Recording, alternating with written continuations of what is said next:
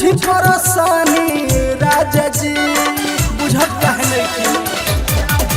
हमर चढ़ल जवानी राजा जी तनी बुझी परेशानी राजा जी मन के मनाई कैसे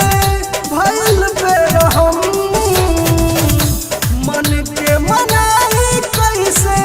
भइल बेरहम कोरा में लेके सुता बलम कोरा में लेके सुता बलम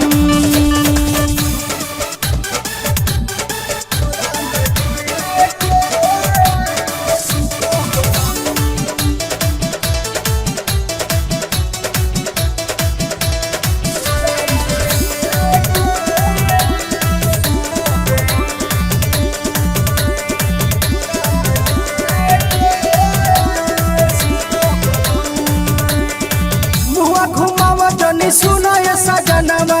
बैठ के आगी लेखा लहर बदनवा तू ही बताव कैसे करी बर्दास हो पहले रही मोरा चूल्हा उपास हो मेहरी से अपना काहे करेला शरम मेहरी से अपना काहे करेला शरम कोरा में लेके सुता बलम कोरा में लेके सुता बलम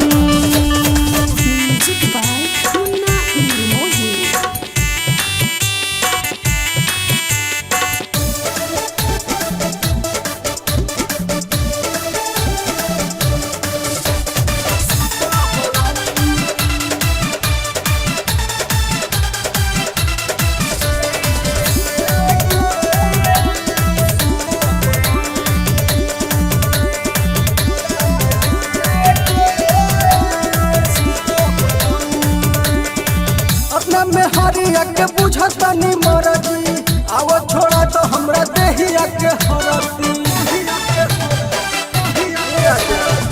सुनाए राजा तनी सीनावा से साट लो रस भरल ओठवा